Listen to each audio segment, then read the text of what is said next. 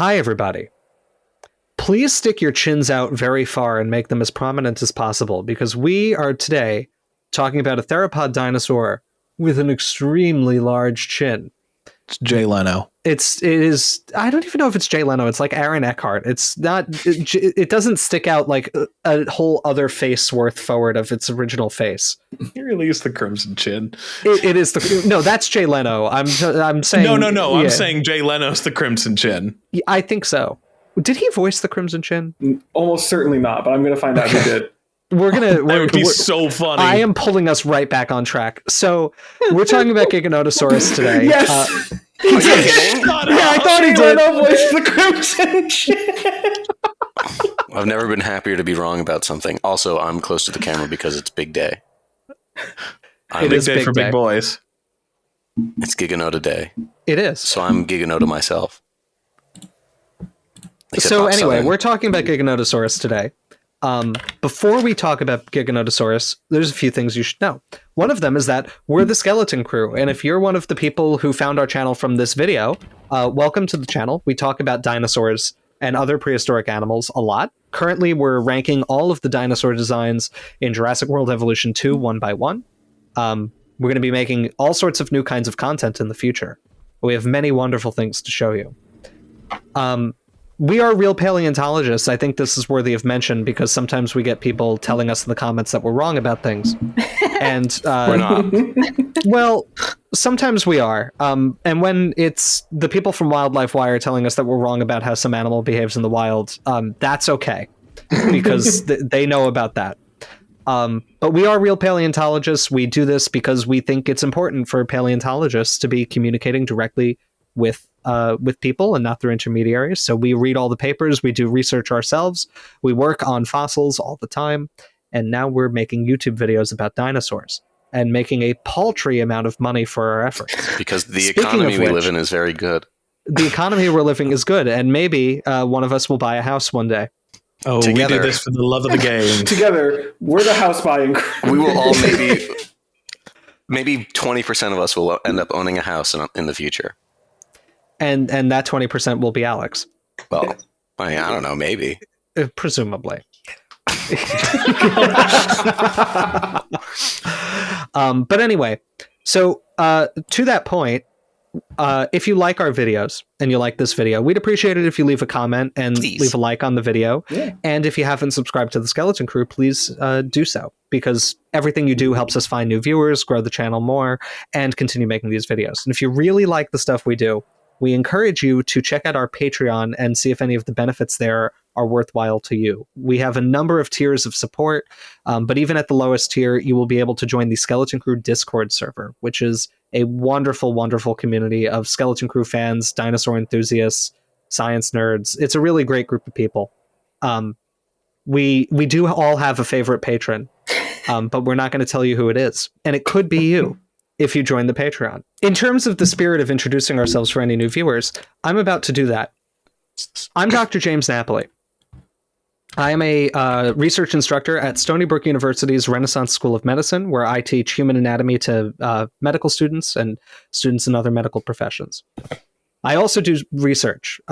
We've received many questions about this, and the fact that I teach anatomy does not mean that I don't research fossils anymore. In fact, many paleontologists do both of these things for their job. This is a very normal thing. Yeah. We can talk more about that if we get more questions.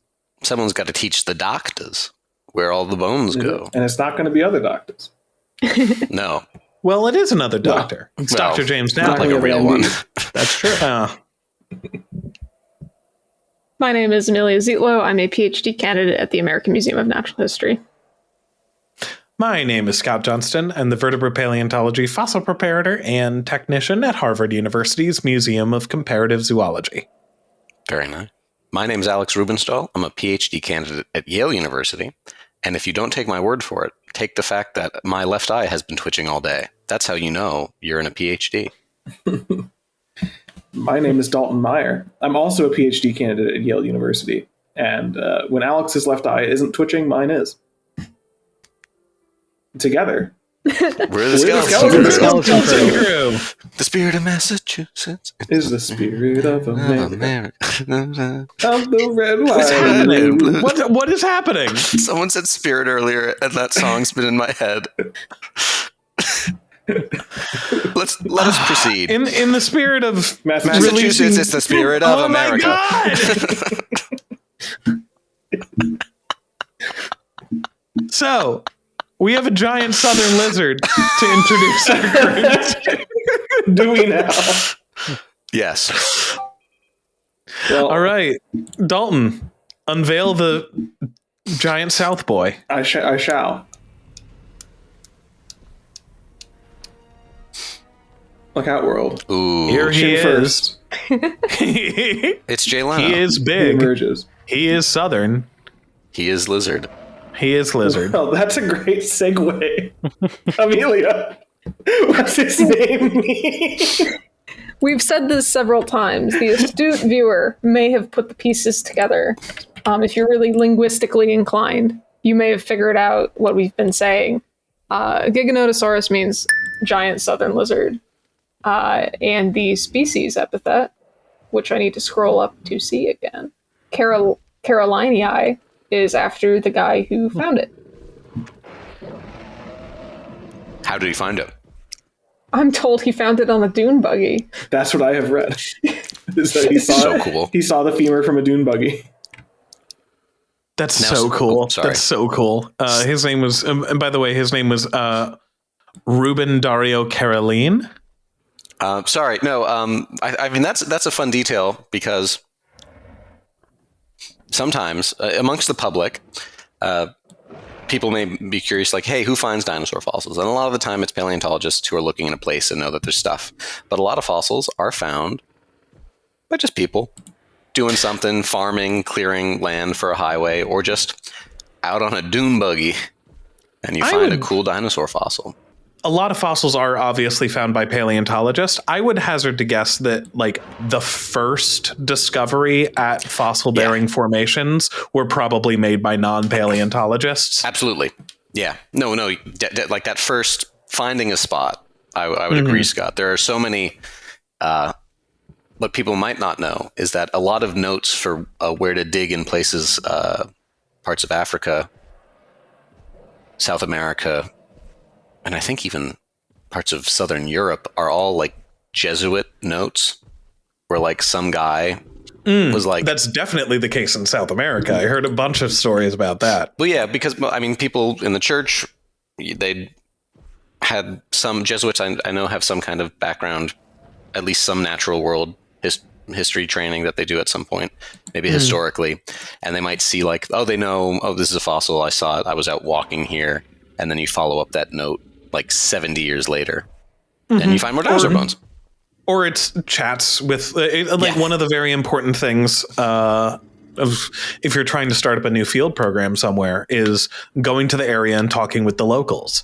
Because once you start befriending people and buying people a couple beers and telling stories, people open up to you and just go like, oh, hey, my buddy Dale was like taking his cattle across his land and found some weird stuff sticking out of the rock, and he's not sure what it is. Maybe you should go talk to him and take a look at it.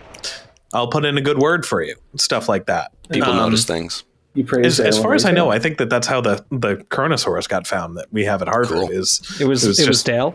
It was Dale. No, Dale Earnhardt Jr. Actually, no, no, it was. Thank God I didn't have it in the car with him. Yeah. In spite of the usual misanthropy that our channel exudes, people are observant and generally intelligent and will notice cool things in the rocks and tell you about them if you're not a asshole. Indeed. I think it should be known. Yeah. Before we move on from this point, just to give credit where credit was due, about Ruben Carolini, who passed away last year, sadly. Oh my God. Sad. But that Ruben Carolini, while not a like professional paleontologist, was a damn it. dedicated avocational paleontologist Okay. who was like a renowned fossil hunter in the area and was the director of the Ernesto Bachmann Paleontological Museum from 1995 until 2008. I said his name Cut wrong. all of that shit down. I missed the I. I said Caroline. Okay, I did not know that. He was probably looking for stuff But on a dune buggy. which is still very cool. It's a very cool way to look for stuff. It's still like the point And my that we point still make stands. is still valid. Yes. But just Ruben was on a different level. I was just being ignorant. This is a thing I actually encounter a lot. Is many people come to me and say like, you should be using this technology to find fossils. And no, we should. More human eyes is the only way that it's going to work.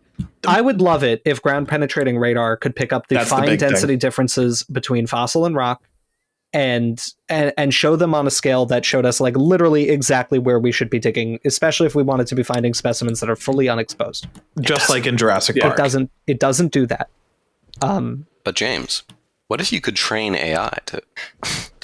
I also heard that one. I will shoot the computer. There's a lot of areas where new tech is very helpful for paleontology.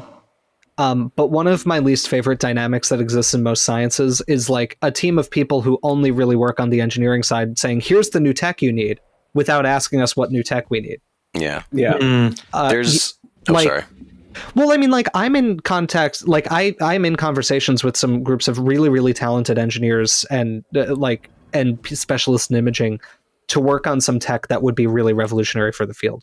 But I think the critical thing there is like that's a collaborative relationship where we like met each other and said like, what can we do that would benefit both of us or be an amazing problem we could solve together? This wasn't a group of people saying, have you tried ground penetrating radar? They ask that, and we get asked that in so many public talks, and it is just the answer is no. But the answer is, let's have everybody in the US walk as like a transect, and we'll find all of the fossils that are do your yearly exposed. line. Right. It's like walk all across America. Yeah, it's in like in us. America. You all join hands and walk across the continent.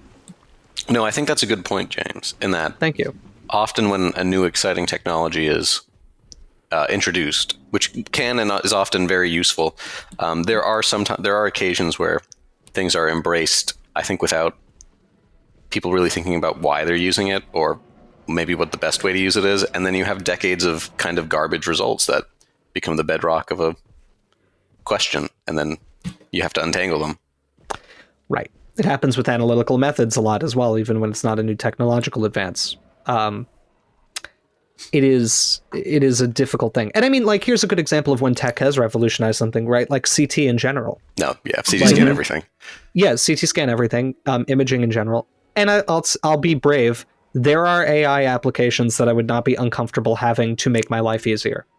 Like, I would like it if I could tell an AI, like, go to my research library and, like, I want you to find every mention of this taxon and, like, summarize what was said. If I could trust that it was doing that accurately, at least to tell me, like, so that I don't have to look through every PDF. If I say, what's been written about Gorgosaurus with respect to this trait, that like every paper would be searched and it would just turn me up a summary. Like not like not a control F, not a control F though, because there are places where like Gorgosaurus would be mentioned in one sentence and then there's a long description. Well, so like if it's intelligent enough to, but if it's intelligent enough to know, oh, this is belonging to that. Like, I guess what I'm saying is there are time-saving things that I'm sure would be useful and that I don't hate the idea of the computer being able to do. I would say read. Simply read. Well, I mean, yes, that's also that's also a it's good for your brain. But that it is. No, the idea of like if it's not, as long as it's not summarizing, if it's just literally going through each paper and it's making a list of like the paragraph around the thing that I can then read like directly from the paper, it's just yeah, I would like that. Yeah, that's fine. I don't trust computers to no I don't either. Here's another thing that I think could be done and probably wouldn't be inaccurate. Like when you have figures with scale bars where there's no like table of measurements. I am sure that an AI could like interpret the scale bar and automatically report the measurements by a pixel conversion or something. Like you could automate this process. Oh, right? Yeah, because stuff we do it manually. Like you know, you measure how many pixels the scale bar is, and you plug in that ratio into ImageJ, and then you take all your measurements, and then you put them. You know what I mean? Yeah, there are easier ways to do that. There are easier ways to do it. My favorite way to do it. What's your favorite way to do it? Ruler. With the scale Ruler bar to up the against monitor. the screen? I mean, easier kidding. and better ways to do it. But yeah. What's the easier and better way you're talking about, Alex? Because I may not actually know what you do. Well, so VG, Maya, and and Blender, right? yeah, they have like a drag. Oh, like wait, basically he's going to get the goat. He's a going to do the little thing. like measurement tool, basically. And I don't actually Yes. know exactly how it works in Maya because Look I at haven't him. used it. Look at him. Boom. That's That's so funny. great. That's and pretty then he pleasing. steps on it. Oh, Disrespectful. Yeah, he bonks it with the chin. I guess and we then should talk about steps this on it. animal. Yes, We we should, should. we Well, the other thing that we should talk about is there's 2 designs of this. there are. Do we want to release the other one now, or do we want to? How do we want to split our time with it? My Let it thought out was now. that we spend most of our time talking about this one, Yeah, and I then wonder if that- later we can just talk about the because like it's gonna wind. If we release the new one, we're gonna be split between science talk and Dominion talk, and I think if we just get all the science out of the way and Okay, then we that's talk fair. about Dominion for like 10 minutes, and then That's actually a good point. Yeah, I like that. I appreciate the optimism of talking about Dominion for only 10 minutes. no, but well, you know what I mean. yeah, no, I I do not want shorter to amount introduce of time. Dominion I Yeah. can't until wait. we've gotten the important things out of the way. I can't wait to hear Jimbo's opinion on the movie because he thought about going to a film class once.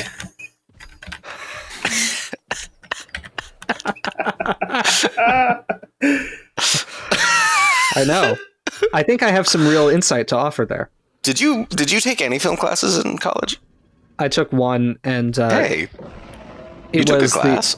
well, Me too. no. I attended 3 lectures, and Oh. I I took a whole class. I could not tolerate it after 3 lectures because Brown did not have a film department. We had a modern culture and media studies department. There's a now defunct Twitter page that would only it was just a list where they just tweet out all the words people made up in that field to describe concepts without defining them. Ooh, you told me about this. It's so funny. Yeah. Let me see Cool. if it's still No, up. on- No, well, I'm just going to work them into the So conversation. while he's at some doing point this, here. I'm going to talk about Yeah. phylogeny. Or Okay. phylogeny for people who aren't Go for it. people who watch this channel. So, we've talked about Carcharodontosaurus before, which is a close relative of Giganotosaurus. But how close is it? Well, we have to go back to the theropods. I'm falling backwards through time to the Triassic. Theropods are bipedal carnivorous dinosaurs, which are still alive today in the form of birds, but very diverse. There are several major radiations, and at least by the Middle Jurassic, one of these early groups that's related to the group that would give rise to things like Tyrannosaurus rex and Velociraptor, what we call Silurosaurs, but are not Silurosaurs. They are the quote-unquote carnosaurs, or allosauroids, depending on your preference, frankly, would kind of begin to radiate in the Middle Jurassic and go on to be basically the apex terrestrial predator of the late Jurassic, early Cretaceous, and Middle Cretaceous. There would be other groups that would get large and predatory, some megalosaurs, a few others, but by and large, these are the big bitey guys. One group of these that really become, I don't want to say abundant, but very successful into the Cretaceous are the Carcharodontosaurids, or the shark-tooth lizards. Very cool, very good name. I think they're basically known from every continent. I actually don't know about Australia. Australian? Yeah. I don't know. Almost every continent. These things are in North America, Europe, things like Concavinator, Asia, and then Africa and South America. So, cool guys. Within Carcharodontosaurus, there is a group which are the Carcharodontosaurids. This is the family. Did you like my... Jimbo, did you enjoy that? I see you giggling. That was a good sound. Yes. So if actually with this game, the sampling in this game is pretty good that you could do a very basic phylogeny. So you have like Metriacanthosaurus, an Allosaurus kind of on the outside. Then you have Concavenitor, which is not a Carcharodontosaurid, but it's an early diverging Carcharodontosaur. Then you have Carcharodontosaurids, and you have an early diverging Carcharodontosaurid, which is Acrocanthosaurus. And then you can get into I think it's a tribe, possibly a subfamily, which are the giganotosaurines, or giganotosaurini. What a strange face Jimbo just made while he was yawning. I'm sorry, I'm also reading. I think concavenator is at least sometimes recovered as a carcharodontosaurid. It may be a jumps clade up into definition thing. It sometimes does. Yeah, maybe it jumps up into it's in the family. Either way, you can still do the tree. Where was I going with this? Right, and so at kind of in the early Cretaceous to what I call the Middle Cretaceous, because I think it's useful. So like the Cenomanian, like 100 to 99 million years ago, these gigantosaurines are, I think, an exclusively group of gigantic South American theropods. So they don't include Carcharodontosaurus. And then, of course, Giganotosaurus is the taxa from which this group derived its later name. And now several other theropods belong to this. I think Meraxes and Mapusaurus are both members of this group. Tyrannotitan. Yes, yeah, and so these are theropods characterized by enormous size, relatively short forelimbs, and a bit of a chin. They're very cool animals. They're very cool. They're very big. They're like one of those. I remember when I saw Sue a month or two ago, and I walked up to Sue, and I said, "God, that is very big. It's so much bigger than the other Tyrannosaur skulls I'd seen." It's immense. And just like a cast, I remember, and I was in North Carolina looking at the collections, and another "God, this is big" moment was looking at the Acrocanthosaurus material. Like, that is so big, and these are that's so big. Oh yeah, that's humongous. The phylogenum. Oh yeah, and then they all go extinct by the end of the Middle Cretaceous spears and are replaced as by gigantic tyrannosaurids, and in the southern hemisphere, the survivors and successful survivors at that of the abelosaurs. Now, one interesting thing here. So I mean, I think it's kind of worth noting, right? Note it. These animals are seemingly pretty dominant all over the globe for like most of the early Cretaceous, and that role seems to stop in the mid Cretaceous, right? Which is also a time interval I think should be recognized. It's a very useful concept. And about 100 million years ago, they tend to disappear from the northern hemisphere. The timing of this is kind of debated. The last possible evidence for one of these is an animal Siach microrum that's known from the Mustn't Touch It member of the Cedar Mountain Formation. In the northern hemisphere? It was found in Utah. Okay, cool. Right, Mustn't Touch It's in Utah. It dates to about 100 million years ago. This is something that was named by Pete Makovicki and Lindsay Zano, who was my postdoctoral supervisor. This was something that I think was a big part of her postdoc with Pete at the Field Museum. Their analysis interprets this as a neovenatorid predator, which would be a Carcharodontosaurian, but not a Carcharodontosaurid under their phylogeny. Later analyses have argued that neovenatorids are perhaps, or that some of them are perhaps megaraptorids, or maybe that all of them are megaraptorids. Not a lot of bones here. Of Siach? No, it's not. I mean, it's the Mustn't Touch It, where preservation is not the best for associated stuff. It seems to be like a coastal plain environment, so fossil material is pretty abundant, but associated fossil material is quite rare. Gotcha. And these bones are associated, but it's certainly not a complete specimen. It's just worth noting that if these do not turn out to be megaraptorans, right, this is probably the last evidence that we know of a Carcharodontosaurian in like what's now North America. And it seems that there's some sort of faunal turnover where you go from an early Cretaceous Allosauriod dominated environment around the world to a kind of late Cretaceous style where you have tyrannosaurs as the dominant northern hemisphere predators, with the extremely large ecomorph being occupied by Carcharodontosaurians in the southern hemisphere until the end of the Cretaceous, right? Or do we know? What was that statement?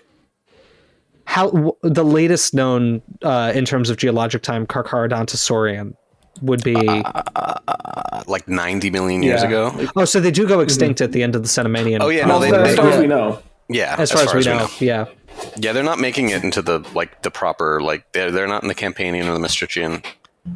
That's interesting. Actually didn't realize that until they don't make it to the end. Now. Yeah. Yeah, so they're doing something skill wrong. issue. Yeah. Which is weird. I mean, they linger a little longer in the southern hemisphere. And there's also better fossils of that interval in the southern hemisphere, right? Yeah.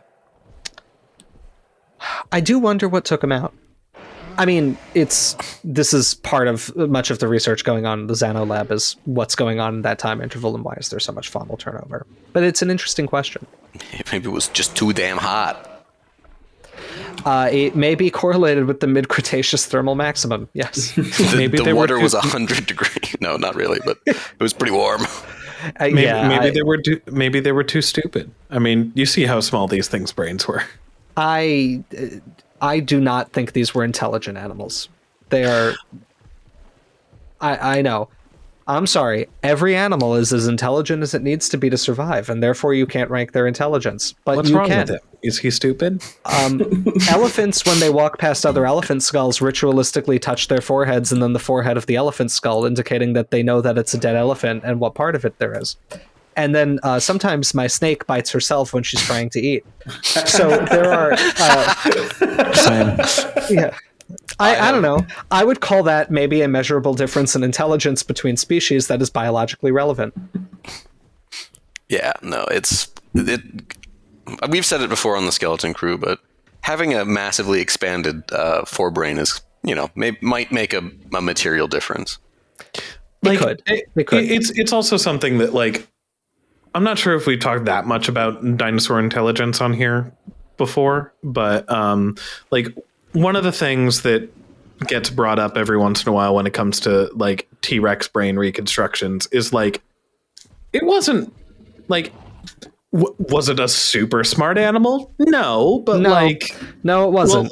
But it probably wasn't forming a Tyrannosaur society. It invented Tyrannosaurus calculus. Indeed, yes. Giganotosaurus and the other carcharodontosaurs are considered way less intelligent than the Tyrannosaurs. Yeah, they are not brainy creatures. And that's okay. They're cool. They're big chins. They're the jocks. Yeah. Yeah, they are. These animals all entered the Marine Corps, and that's where they went. No. They're too tall. That's true. They are too tall. So did they have, I think one of the autapomorphies is that muscles are required. Intelligence, not essential. Indeed. So yeah, Giganotosaurus is actually an obligate crayonivore.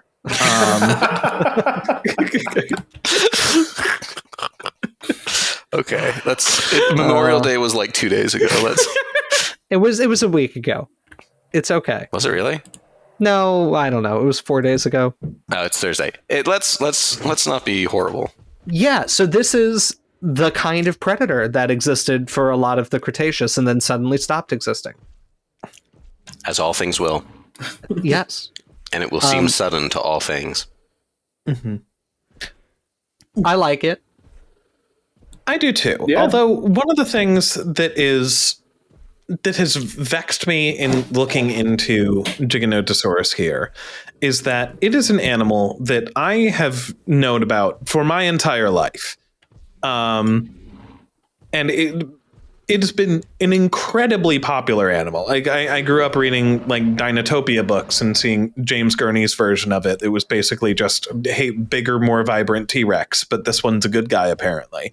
And seeing it just kind of evolve into the creature that we see here. But in researching into this, while we have a good amount of Giganotosaurus material, or Giganotosaurus, depending on your proclivities, oh my god, we don't know that much about this critter. It's not published on that much. No. Mm-hmm. No. In a recent video, I think I talked about the fact that there is always priorities for research and things don't get detailed descriptions, not because people don't care, but because Usually there's something else that's more important. We are few. Unfortunate. We are few, and our The tasks fossils are many. However, I will say the lack of a detailed description of this material is something that I find kind of Surprising. frustrating. Shocking, because it's so cool. Surprising and frustrating. Yeah, I mean, it's an important animal. It would be published on a lot. Mm-hmm. I generally feel like there's not a tremendous amount of descriptive literature on a lot of these, like this group of animals, relative to the number of well-preserved specimens. Mm-hmm. Like, there are a couple of good, like, long-form papers on acro. Yeah. Which helps. And I think Meraxes is Yeah, decently Meraxes is a good figured. description. Meraxes is good. Yeah, I mean, I assume Meraxes will be getting a long paper because there's much more material than they do figure, but what they figure is at least, like, good quality, and they do a good job describing it for a short-form paper. You know, it could obviously get a loving monograph, like that. but Yeah. that was cute. Yeah. Oh. But yeah, just the fact that a Giganotosaurus monograph has not emerged yet, I am surprised by and a little frustrated by, because I do not have the budget to travel down there to see the material, but I would like to know some things about it.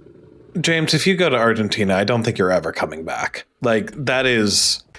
Because No, there's beef, and it's cool. That's what I'm saying. It's like, it's an there is beef. absolutely I'm saying it's a gorgeous place full of gorgeous people with some of the best food on planet Earth. Like, And amazing I fossils. wouldn't come back. Yeah. And amazing fossals. Like, it's I'd so love to go. nice down there.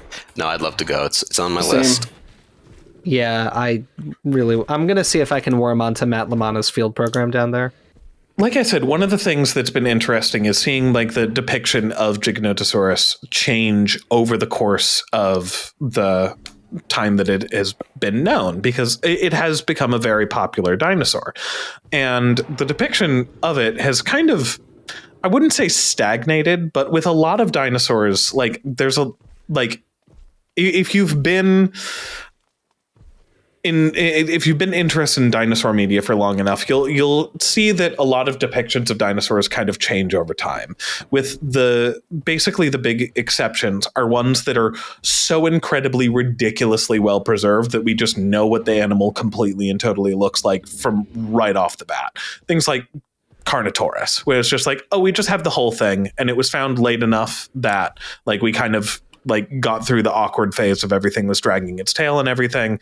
So like Carnotaurus has kind of always looked like Carnotaurus. Giganotosaurus, after it was depicted as kind of just like T-Rex but bigger, kind of settled into this reconstruction for a really, really long time. And you might be tempted to think that that's because it has like absolutely stunning material. And like there is quite a bit of it, but like it's not the most gorgeous. And recently, so I guess what I'm really getting at here is this is a fantastic depiction of like every skeletal mount of Giganotosaurus I've ever seen.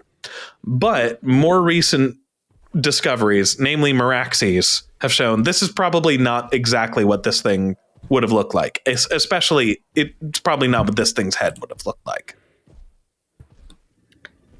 Yeah.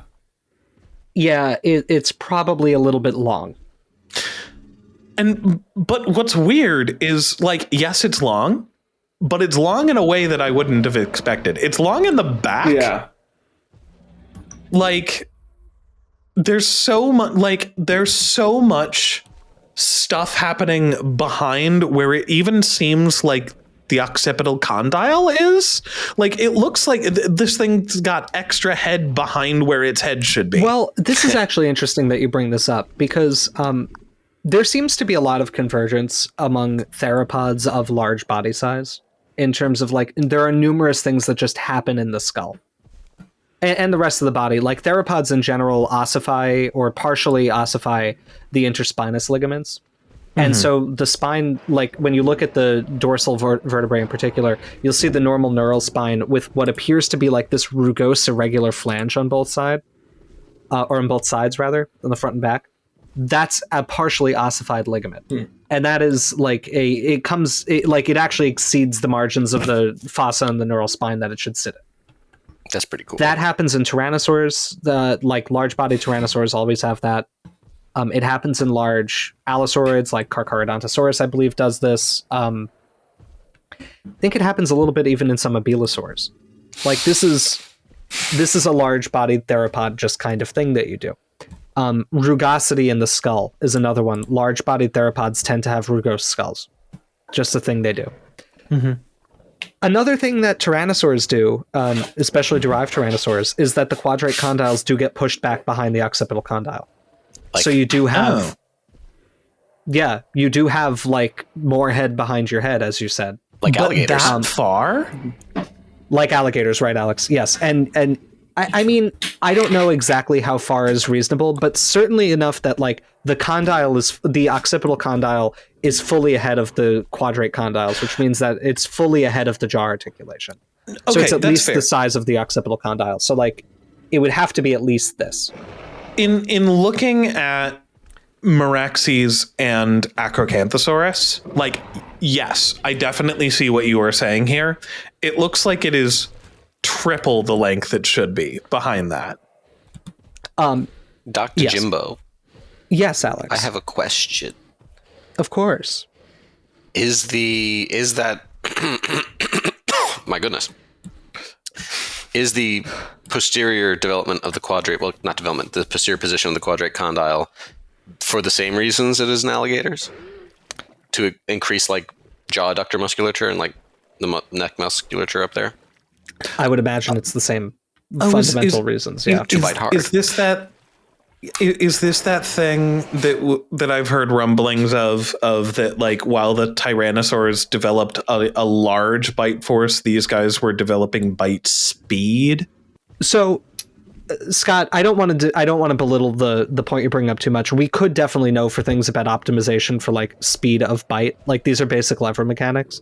Oh, no. I wasn't like defending this point. No. This is something that I've heard, and I wasn't, and like, I've always been a little bit skeptical of, because I don't see why you would need to bite super fast unless you were being a snapping turtle, or a croc, like literally an ambush predator. Right. I'm not generally aware of any animal that seems to be optimized to close the mouth faster. Like, the adaptation usually seems to be for force, rather than, like, the speed of closure. Well, yeah, unless and it's something like what I just mentioned, like things like probably like crocs and snapping turtles and stuff, where their entire hunting strategy is sit there, wait for something to bump, and then. But Amelia, what were you going to say? No, I was just going to say, like, I feel like that comes with more power. Like, yeah, it's going to close faster if there's more power behind it. Not necessarily. I mean, so in lever, right. In lever mechanics, that's usually an opposite kind of thing. But yeah. I feel like it's just most animals seem to be built well enough. Like, the way that it works is, like, the relative adaptation for speed output versus force output is effectively given by the relative length of the in lever versus the out lever. And the way that we're built, because of the class of lever that our jaws are, the jaw adductors are usually, like, if the jaw joint is here, the jaw adductors are generally quite close to it, which means that you've got a short in lever relative to the out lever, that being the whole length of the mandible, which is already kind of speed optimized. And so I think the normal direction you would go in from there is, like, you would increasingly force optimize, which may cost some speed. Gotcha. And also, like, and I mean, Amelia, you're right, like, the raw amount of muscle mass is going to play a role here. Yeah. But, like, and usually what's happening is that when you're optimizing for bite force, you don't tend to move your jaw adductor insertions further away from the jaw joint that much.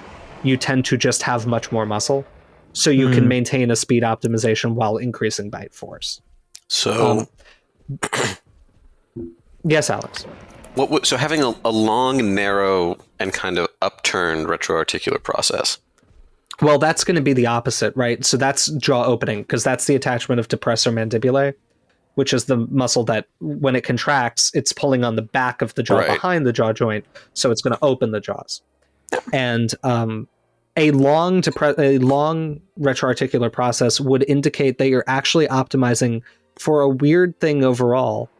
And I don't know what really would drive this a lot of the time, but it would be optimizing for increased force with opening your mouth. Oh, that's like weird. You're increasing the mechanical advantage of depressor mandibulae.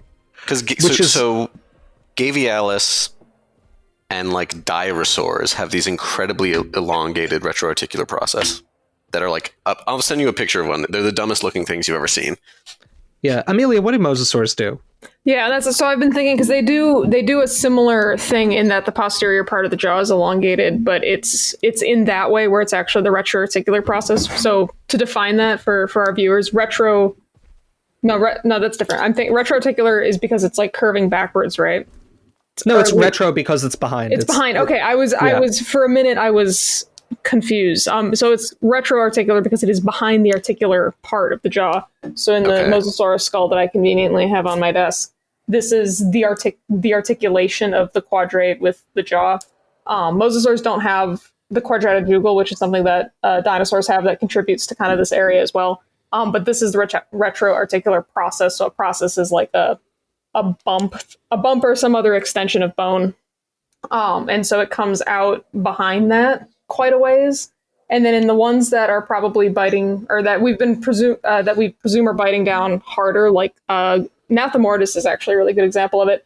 It also, like, not only does it stick out farther, but it like starts to curve inward. Like these ones, if you look at it head on, they're kind of straight up and down in Nathomortis. So Nathomortis is a prognathodon-like thing. They swoop inward a bit, and that's like accompanied by this increased surface area here as well, or like you can't really see it, but there's like a pocket there. And those are the jaw closing muscles that go there, right? In the So usually in mosasaurs, at least, you see those two things happen in tandem. And what's weird is, like, obviously modification of the retroarticular process is not going to directly affect like jaw bite force or anything, like, because that's not where those muscles attach. My guess is that it's starting to curve as a spatial like consequence of the other muscles around, like something with the pterygoid. Maybe you've got a laterally wrapping pterygoid like you do in alligators, so it's bowing the jaw like kind of inward posteriorly. I don't really know. Have you seen how stupid the condition in dinosaurs is? Well, you sent me a picture, and I think that's a dinosaur, right? Yes, that's very goofy. It's very silly. Here's my guess. Okay. Water has a lot more drag than air.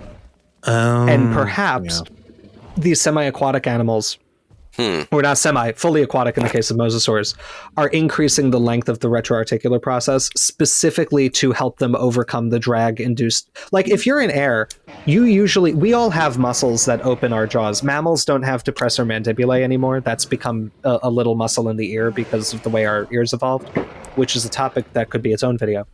But we have a different muscle called digastric, which runs under, like, it basically attaches to your chin. It runs under your jaw here and attaches to the back of your skull. Most of the time when you open your mouth, you're not using that. You just literally relax your jaw closing muscles and gravity takes over because air doesn't have a lot of drag. Right? So opening your mouth is just, like, it's just a slackening of that stuff. That does make sense, but it doesn't explain why, like, Komodos start to do it as well. Well, that's kind of a normal retroarticular process length is kind of what I'm like for a reptile. I've got a tuatara here too, and it's not that long. Like it's not sticking out posterior to the skull. I don't know. It usually like kind of go like at least. It's like it's hard to see because he's tiny, but I guess it's kind of out, but like it's sticking out. I would say it's fairly similar proportionally. Yeah, I mean, tuatara also may be reducing it because like it's a different dietary mode. Yeah. I don't see the condition in Komodos as being like an incipient version of this. Also, I mean, monitors spend time in the water, so it's possible there is some selective. We would need a broader comparative sample to know for sure. But like the crazy elongated condition, to my knowledge, is only really occurring in aquatic animals. You know what else has like an interestingly elongate one, but also like very ventrally deflected in a strange way? Is Rhinura, which is an amphisbaenian. Which I almost wonder if it's to open the mouth while it's surrounded by dirt. Oh. Yeah, I mean, that could be it. Right. There are weird situations in which you may need to be opening your mouth with much more force. And I think one of them would be like if you're underwater or if you're underground and like you're going to have resistance. It's something I first noticed And it was the first thing I ever noticed in a fossil that made me go like, huh. When I was first volunteering actually at Stony Brook as a summer researcher, Alan Turner had a cast of Caprosuchus, which was popularized as a terrestrial crocodilian, and I don't think really is. And I remember thinking, why is its retroarticular process so damn long? And I think it fits with other crocodilians where it's semi-aquatic. Well, conversely, its retroarticular process is big for crocs. It's also very flat. Yes, it's pretty weird. It's a weird animal. What I was going to say though, conversely, is tyrannosaurs almost lose their retroarticular process. Like there are some researchers consider them not to have one. I would say that it's very reduced in size, but basically you've just got like jaw condyle and then just an attachment surface for depressor mandibulae. And it's pretty. It's not like huge in most theropods, right? No, it's not. Which is kind of. I mean, like, I think I've seen things that are getting to maybe like Komodo proportions, but certainly nothing like a croc. No, and nothing like the Moses. Amelia, which species of mosasaur was that you showed us? This is a cast of the Walker specimen, which is conveniently Mosasaurus spa. Okay, convenient. But this part of it is pretty typical of Mosasaurus in general, and I'd say Mosasaurines in general, with the exception of the chompers, the prognathodons and friends. So I just wanted to make sure I didn't accidentally refer to that as something it wasn't. I wasn't sure, but I didn't think it was Yorgi. No. Yorgi's similar though. Yeah. My guess is that this is like some sort of aquatic adaptation.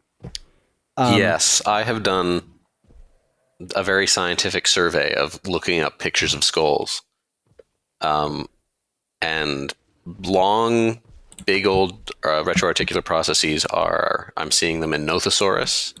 I'm seeing them in Plesiosaurus, in Kronosaurus, in Teleosaurs, but not in Metriorhynchus, interestingly, but in most, it seems like at least some marine crocs.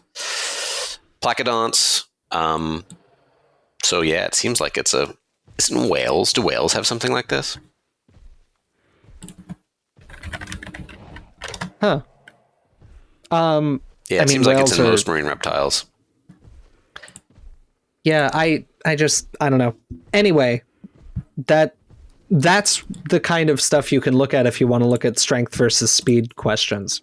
Pretty short in turtles. There's nothing that strikes me as remarkable about this region of the anatomy in like Giganotosaurus and friends. And so I don't know I don't know what evidence has been used to indicate an optimization for speed, but I don't think it's any evidence based on that sort of stuff. I would like to see papers on it if they exist. Man, it'd be cool if Meraxes had a jaw. Would be cool. But go on. My kind of gut thought as to where this idea has come from is like people kind of recognizing the difference in skull build between Carcharodontosaurus and like T-Rex. And like we're all aware that T-Rex has a crazy high bite force of, billions of newtons if you're a fan of the Skeleton Crew, but a very high bite. Like T-Rex's like skull does seem to be optimized for like biting very, very hard. And like, yeah, part of that are special adaptations of T-Rex's head, and part of it is just being enormous and having enormous muscles because you are enormous. And I think maybe there's some kind of thought or disconnect between people like, okay, well, Giganotosaurus is also enormous and would have very big muscles, but it doesn't have the same kind of specializations for like extreme biting that T-Rex does. So maybe like it's just biting fast. I don't know. Yeah, I mean, right. I could see that. It could also be a symptom of everything always gets compared to T-Rex. And it's always that like people assume that T-Rex is like the gold standard when it comes to large theropods of just how large theropods are, without understanding that Tyrannosaurus is an incredibly, incredibly weird theropod that was doing things very differently from most others. that like it gets brought up with Allosaurus all the time. It was like, oh, like especially with the whole hatchet jaw hypothesis of like, oh man, did you like they had such a low bite force, they must have been killing their prey another like they must have been doing something else to kill their prey because it wasn't high enough. It was like, what do you mean it wasn't high enough? It was high enough to do what they needed it to do. They just weren't T-Rex. Well, I think it's that, and I feel like there's also a weird tendency that I think kind of gets at the way we Pokemonize animals a little bit, where it's like everything needs to be everything needs to be specialized in a direction. And like, I think we kind of don't approach what specialization really is correctly. Like, we say, okay, if T-Rex is optimized for bite force, then this other thing must optimize for speed. You know what I mean? Yes, everything's min-maxing. It's like you're making a video game character and stuff. Yeah, right. And they're not D&D characters. They're not video game characters. They're not Pokemon. They're animals. And sometimes it's okay to be relatively unspecialized in some area. I've encountered this a lot with like people say, why were all these theropods so slow? And I say like, all of these other groups of theropods are built like theropods are normally. Like tyrannosaurs and ornithomimosaurs are the ones that show adaptations for moving quickly. Yeah. Like it's not that Allosaurus is an abnormally slow theropod. It's built like a theropod. There's generally, and I mean, there's a reason for this. It's hard, and it's something that like, at least I needed to train myself to start doing better as a graduate student, because it's not how we natively think about animals, but you have to think about everything in a phylogenetic context. It's like, there's this paper, Felsenstein, 1986, that is an extremely important study. What, Alex? 1985. Oh, is it 85? Felsenstein, 1985. Yeah, well, I know that's burned into your memory. Yeah, you better believe it is. Yeah, let me start again. There's this paper by Joe Felsenstein from 1985, which is the origin of what we now call phylogenetic comparative methods. That makes the explicit case that it's a great paper. Important. You need to understand traits in terms of how closely related animals are together. Not doing that actually violates a lot of basic assumptions of statistics in general. But it's also, even beyond the kind of nitty-gritty math level, it's important for understanding like what is specialized relative to its ancestor or to its to descendants. Right. Because they're not individually created species. If you're interested in it, you have to interpret it in an evolutionarily in a framework. Right. Like all antelope are pretty well adapted for fast running. That doesn't mean all of them separately experience some selective pressure to move quickly. It's that they're descended from an animal that moved quickly. Right. You can use these phylogenetic comparative methods to understand what the evolutionary history of a trait is. Beyond just mapping it onto a phylogeny, you can model it. You can do all sorts of things. It's a very important point, and I think it's like, we don't do a good job of articulating what's just like what's the plesiomorphic or primitive state for a theropod. Right? The ways something is different are presumably ways that it has become adapted for something. So with T-Rex, it's different in terms of the fact that it could bite straight through an Odontosaurus. That is an adaptation, probably. But in a large, like T-Rex is also in a group of animals with high bite force. And so like, that's not unique to T-Rex. The degree to which it's taken is unique to T-Rex. Yeah. But the entire Tyrannosaur clade is adapting for that. And I think it's kind of that plus the fact that we treat things like they min-max that leads to a lot of these ideas. Yeah. And Scott, I like what you brought up earlier. And like, I think there is a perception because of like tyrannosaurs emerging in really like the last barely 20 million years of the Cretaceous, maybe 15. Like I don't know how old the oldest tyrannosaur it is, but right, like there is this like air of the finality, like the apex and finality of theropods, right? It's like, oh, this is where they were going. And like, I know like a lot of like generally popular science and like education is good, has improved about like steering people. It's like, hey, there's not an end goal for theropods, but the fact that they got like this cool big thing T-Rex evolved, and then a big rock like destroyed all of them, has kind of cemented that like this was like the like everything in theropods was practice up until this. Whereas like, I don't know, you give them 30 more million years and I don't know, maybe they're all extinct and some weird like it's a secondarily carnivorous therizinosaur clade is now the apex terrestrial predator of North America. Like it's the Abraham Lincoln's legacy was cemented because he died, where it's like if he had gone on to be a president for longer, maybe he would make a big goof. Tyrannosaurs, they lucked out. Yeah, like how Firefly is good because it was canceled. Yeah. Exactly. Carcharodontosaurs were around for like 60 million years. They were like the top predators on Earth. Like, maybe like 50. Hold on. He's the Mentat. I'm doing the raw Mentat. Mentat Alex Rubenstahl is trying to do math. Like 45 million years. Twice as long as Tyrannosaurs. So like they were like James said, like they're doing okay. Yeah. Yeah.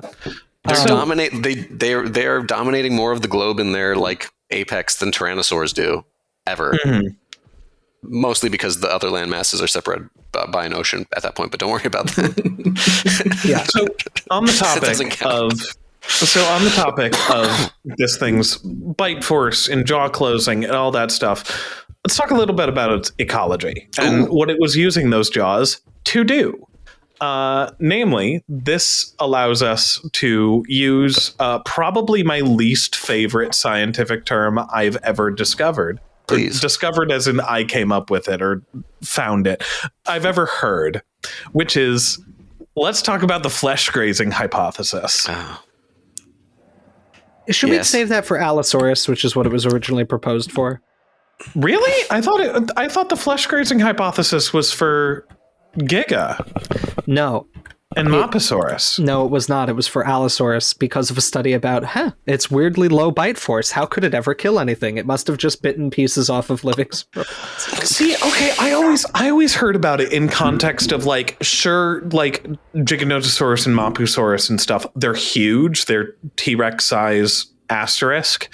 But like they're living in this ecosystem with Argentinosaurus and other like titanosaurs that are like 10, 12 times their entire size. So I don't care how many Giganotosaurus you have or how determined they aren't taking down an Argentinosaurus sort of thing. And it was like, oh, maybe these guys were just walking up to these giant herds of titanosaurs and they were cookie cutter sharks that were the size of T-Rex. I have a radical alternate hypothesis. I think I might know. They were eating ornithopods and smaller animals that lived in their habitat, and probably almost certainly they coexisted with and have not been fossilized. There are maybe 2 Giganotosaurus skeletons.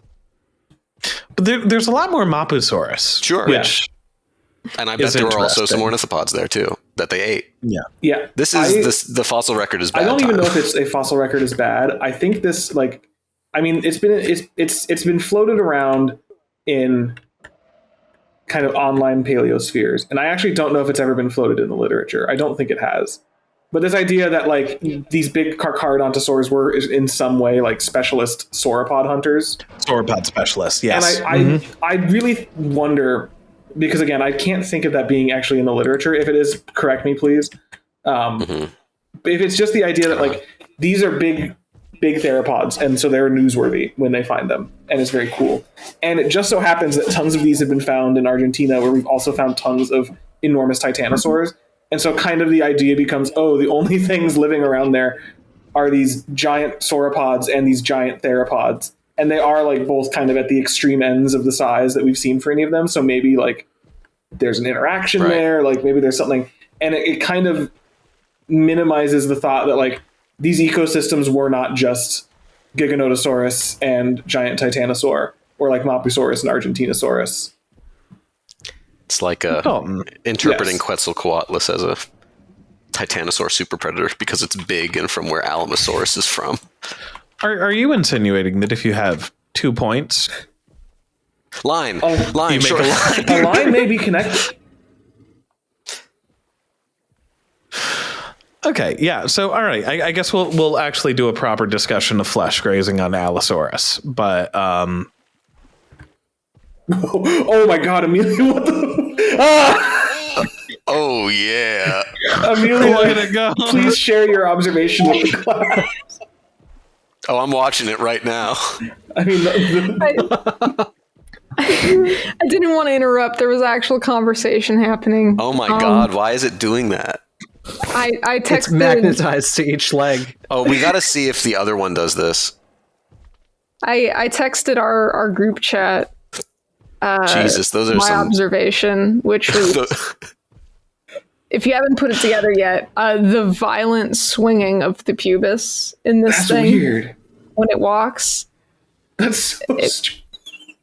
It's got to have what is it? An enormous? Would that be like the pubofemoral ligament or some shit like that? You can't. It's dislocating It's the just pubis from the rest yanking of it. the hip every time.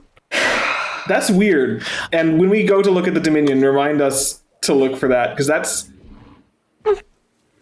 It's like a metronome. Yeah. Yeah. You can set your clock That's to actually it. its hunting strategy, is it was hypnotizing the small animals by walking around and like... With the It's clicking. hypnotizing them with its pelvis. It's like Yeah. Elvis. It's bad. I don't want to look at it anymore.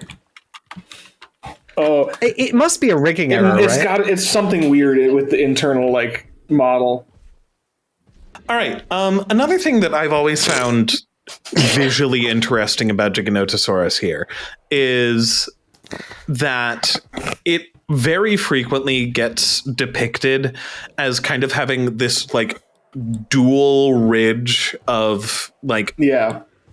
bone or like keratinized tissue on like either side of the nasals there, and kind of forming this like little eyebrow ridge and stuff. And in some reconstructions, or well, I guess rather in the reconstruction that you ever see of Giganotosaurus, it seems like it is being depicted as having kind of these two areas of rugosity and then a depressed smoothness in between it. But as far as I know, that's not what Meraxes does. And it seems like it's more rugose over that entire surface.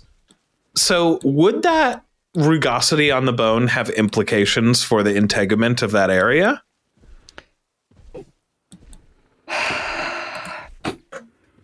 Oh no, you've made him sigh. Beleaguered sigh. I'm looking into something. And as far as your first question, I believe this is what Allosaurus does. And I'm just checking to make sure. But I think to some degree, at least Gymadzini is kind of like this. With like... Yeah, Allosaurus is like this, which is probably why it's been reconstructed that way. Oh, what does mapusaurus do? Give me a second. It's impossible to know. There's not enough published images. There might be. I'm not familiar with the mapusaurus paper. With Meraxes, I don't know if they figure the nasal and dorsal view, which is kind of what you need to see. I don't believe they do. No. Let me see if they describe it.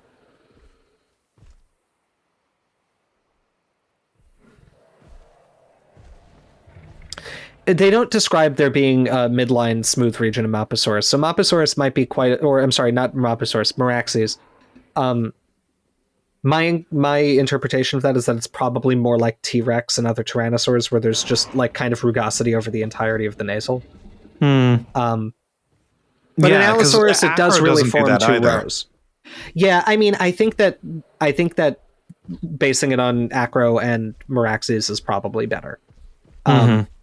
But I can see why you would infer it the other way, because the best known Allosaurus skulls are like the Gymadzini specimens, and especially Big Al. And Big Al is like that. You've got kind of smooth nasal and then two raised ridges that are confluent with the lacrimal crest, which is like what we see here. Okay. Okay. So I guess to more directly point my question, would that mean that there would be some sort of keratinized tissue on that region because the surface bone is rugose? Not necessarily, but probably. Okay. There are other ways you get rugose tissue, and I am in general just kind of blanketly skeptical of a lot of the direct inference of specific soft tissue types from bone texture. But of those, the best documented is like rugosity is usually correlating with a horny keratinous covering. And it's the same kind of texture you get on the tops of the lacrimals where there's crests, or on postorbital corneal processes, which are another thing that develop in large theropods apparently convergently. Like you get a horn on the postorbital in these large carcharodontosaur species like acro in this, and you get a horn on the postorbital enlarged tyrannosaurs as well. Gotcha. So based on the fact that it's a similar kind of texture, yeah, I think it's probably a keratinous covering. But probably like one keratinous covering and not the dual row of... On this species in particular, if to reconstruct it, I would say it's probably one keratinous covering, not a dual row of crests. Yeah. There is one major thing I think we haven't brought up yet that I feel like we should talk about, because it'll be the title of this video. Oh. Is this bigger than T-Rex? What? No. It's not. About T-Rex. It's about the same size as T-Rex. The general thing here... So when I was a kid, there was a lot of press about this animal that I remember. Same. And all of it was about, did we find a dinosaur that's even bigger than T-Rex? Kind of coincidentally, Paul Sereno's teams in Africa found a much better skull of Carcharodontosaurus saharicus at around the same time. So within a couple of years, we get this hit of this gigantic predator from South America and a reconstruction of Carcharodontosaurus based on new material that's also indicating a size larger than T-Rex. It was also in like one of, if not the first artistic depictions of Giganotosaurus, which is in James Gurney's Dinotopia. It is like the first shot that you really see Giganotosaurus. It is being shown as being bigger than T-Rex by a significant margin. I don't think we can necessarily say that it was. Why is that? So there is a note in the Carano, Benson, and Sampson review of Tetanurae that I think is very informative here. Allow me to pull up the paper.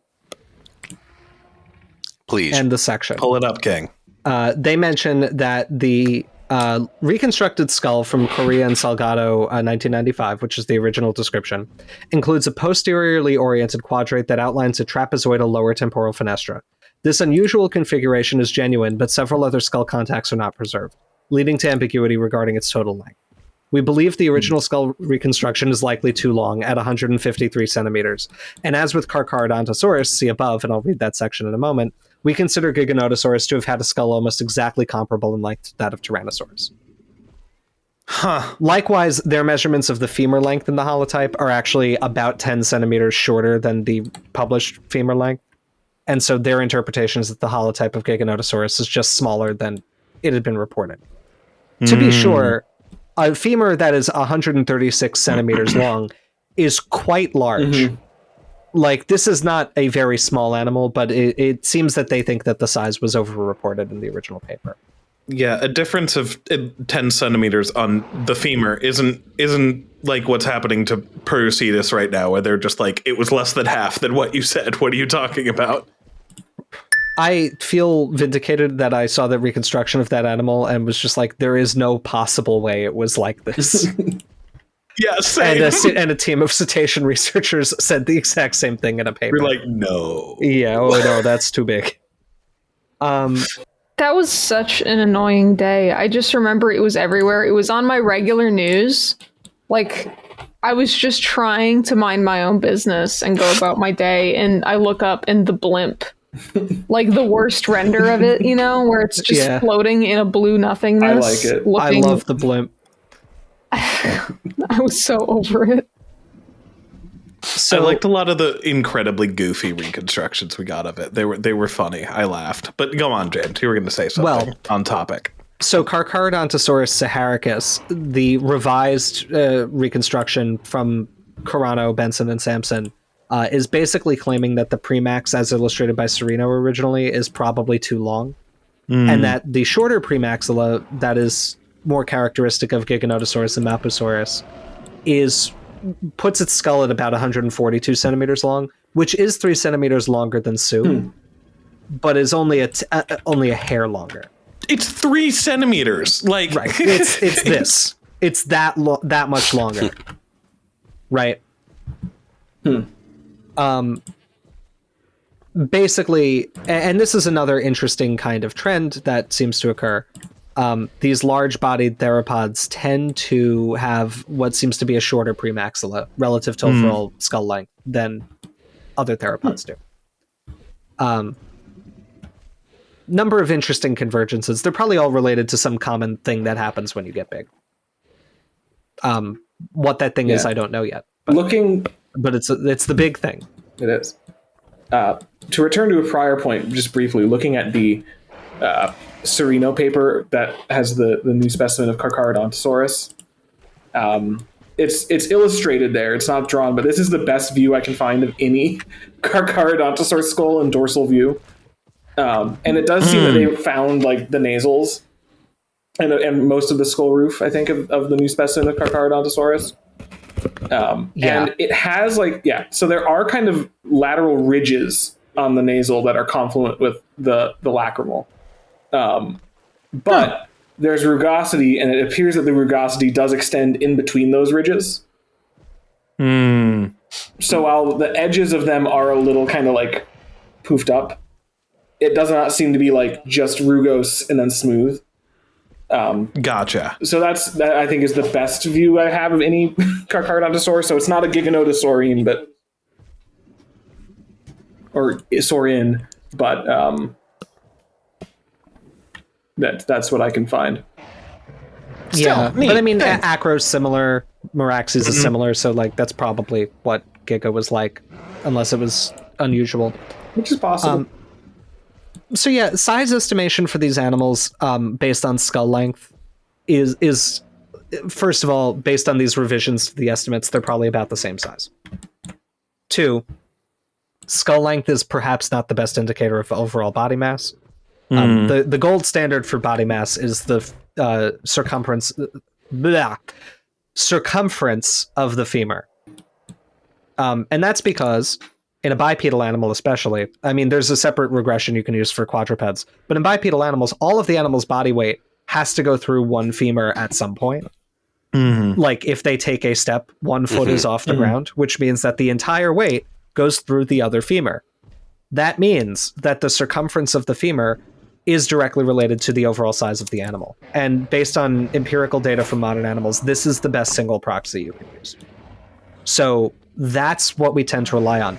There are other proxies. The length of the femur is actually also tightly correlated, at least within theropods. Like it seems that the femur in general is just kind of preserving a signal of how big the body is. It's what a lot of people standardize everything to. The skull can apomorphically change in size quite a bit. And generally speaking, tyrannosaurs are just built so much more heavily than Carcharodontosaurus, Giganotosaurus. Like the width of their rib cage. I was about to say the width of their rib cage. Yeah, I guess whatever. I'll keep it in the video. Make everybody laugh at my expense. It's fine. T-Wex. Shut up. So the width of the rib cage in a tyrannosaur is like twice what you see in a more normal theropod. Right? It's simply incredible how much more heavily built they are. Usually the parameter that we ask about in science when we ask how big something is mass. And in that category, the only thing that might be exceeding T-Rex in mass is Spinosaurus. And Spinosaurus, based on, like, there's a lot of uncertainty because of how fragmentary most of the remains are, but like the large material attributed to Spinosaurus is indicating an animal that's like nearly 60 feet long. Humongous. It's so big. Right. It's so so it might be big. getting heavier than T-Rex because it's a third larger than T-Rex in linear dimensions. If you compare them of the same linear dimensions, T-Rex is going to be heavier anytime. It just has to be.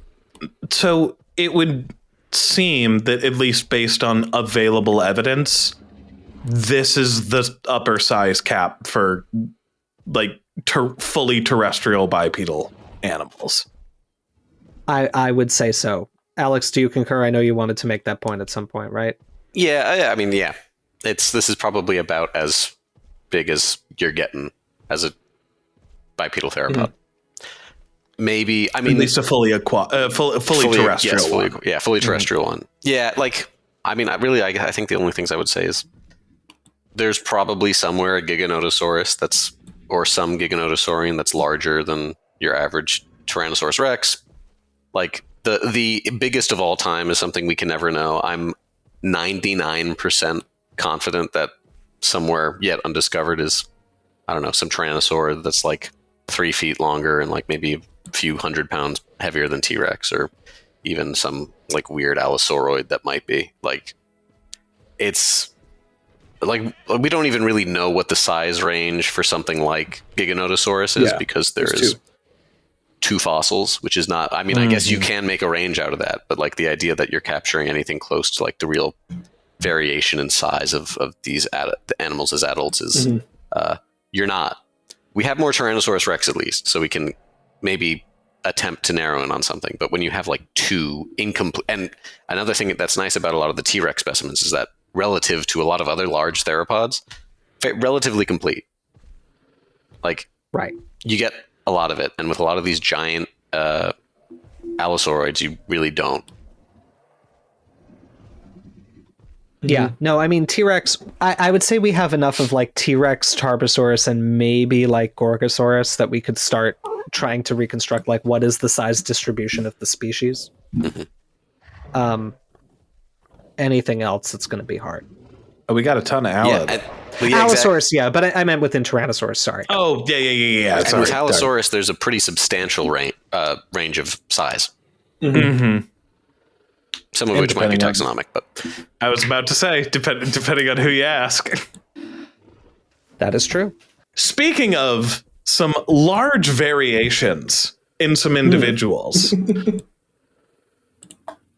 we have another. I'm going to get on my Segway, and by that I mean go into first person and ride around on my little Segway. Wait, to get over. Is the first person a Segway? No. It's supposed to just be like eye level, and it just glides along. Oh, but we're choosing to believe that I'm it's moving a at a speed that would indicate I'm not running, but I'm certainly not on like a motorcycle. So imagine, if you will, the humble Segway. Splash. This is a very fast Baron Harkonnen levitator. So okay, it's still too slow. Gotta go fast because this is got taking to go ages. to the other side of the enclosure to release the Dominion Giganotosaurus.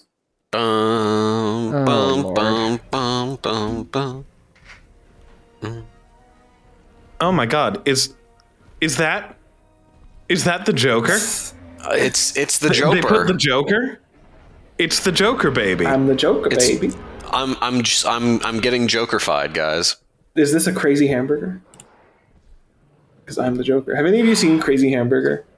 No, I've you should not. at some point Google Joker Crazy Hamburger, because it's just an amazing. This is actually less terrible than I remember it looking.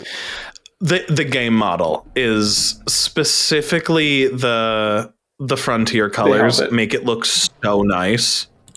They help it a lot. Cool. It's not great. It's not as like. It's not a sin, but it's not a like good. Whatever the opposite of a sin is. A virtue? Let me just put it this way. If you showed me this animal with absolutely no context, Giganotosaurus would not be my first guess as to what it is. Really? No. What the? Look at its stance. Look at the sideways there. Brother, Brother, what's that? Look at that. What is it doing? It's stancing up. I'll be honest, Scott. If you showed this to me and asked me what I thought it was, Giganotosaurus is probably the first thing that would spring to my head. The first thing that would spring to my head is, did you do a really bad job of doing Carcharodontosaurus? Oh, because of the sail? Because of the weird sail thing. Not even that because big, well, the thing, again, Carcharodontosaurus. Like, I'm not saying it's supposed to be Spinosaurus, but like it really does look like it has some elongated vertebrae that are like stopping in the middle of the dorsals. At least that's how it looks. It's like, oh, did you just think that Carcharodontosaurus like stopped its sail like Concavenator did? And I have never read the spike, like the design of this as a sail. Like, I have never thought the vertebrae are contributing to this at all. No, me neither. Interesting. So you're thinking of it just as large scales. I've always interpreted it as just osteoderms, just like weird ones. But the thing is, the fact that they're so closely in articulation makes me think that there's more like substance to it than that. If it was just spikes like what we saw on the carcharodontosaurus model in game, I'd be like, oh yeah, they just gave it some long spikes there. I raised you the lizard whose name I don't know with like the buzzsaw dewlap. Dalton, do you know what I'm talking about? Oh, I do. It's like, yes. yeah. Do you know what it's called? I think you're thinking of calotes, I think. Yeah, and so let the record show what I said was not, this is an impossible structure that no animal can have. What I said was, this reads hump to me. That's To fine. me as well. It does not read hump to me, but I think that's a fine. Like, I understand where you're like why others would think that. Yeah. It seems to try to be elevating features that are not distinctly Giganotosaurus. Like, it doesn't have, like, if I was designing a Jurassic Park style Giganotosaurus, I would really, really accent those ridges over the nose and stuff. And honestly, I would do something kind of similar to how they've done the Giga in the other paddock. Have them be accented, highlighted in color and stuff. This kind of looks like, I can see how you could fit one of those Giga skulls in this model. It's weirdly very triangular, especially from the top down. It's pretty wide at the back. But, I mean, it's not ridiculous. It looks a little bit more acro from the top, actually.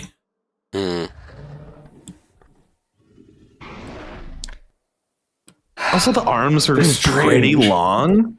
The arms are strange. They're really long. The legs are really long, too.